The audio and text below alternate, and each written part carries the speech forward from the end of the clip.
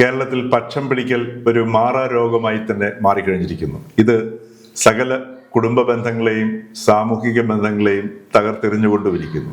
ഇടതുപക്ഷത്തിൽ തുടങ്ങി ജനപക്ഷം, സ്ത്രീപക്ഷം, അങ്ങനെ നീളുന്നു പക്ഷങ്ങളുടെ പട്ടിക.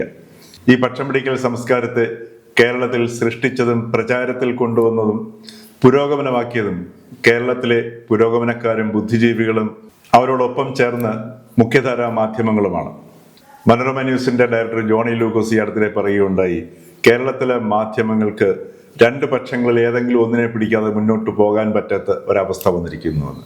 ഇതിന്റെ പ്രധാന കാരണമായി ജോണി ചൂണ്ടിക്കാട്ടുന്നത് സോഷ്യൽ മീഡിയ ബൈനറിയെയാണ്.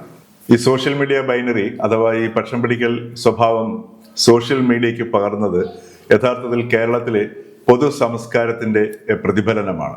നിലവിലെ അന്തരീക്ഷത്തിൽ ഇപ്പോഴും മുഖ്യധാരാ മാധ്യമങ്ങൾ വിചാരിച്ചെങ്കിൽ മാത്രമേ കേരളത്തിന്റെ മുഖ്യധാരാ സംസ്കാരമായ ഈ പക്ഷം പിടിക്കൽ രീതിക്ക് എന്തെങ്കിലും മാറ്റം വരുത്താൻ കഴിയുകയുള്ളൂ.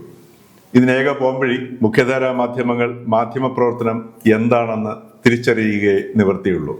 അത് സംഭവിച്ചില്ലെങ്കിൽ കേരളം മദ്യത്തിലും മയക്കുമരുന്നിലും അക്രമങ്ങളിലും പൂർണ്ണമായി മുങ്ങിത്താഴും എന്നുള്ളതിൽ സംശയമില്ല. ഇപ്പോൾ തന്നെ മെക്സിക്കൻ മയക്കുമരുന്ന് സംഘങ്ങൾ പോലുള്ള ചെറു സംഘങ്ങൾ കേരളത്തിൽ വളരെയധികം സജീവവുമാണ്.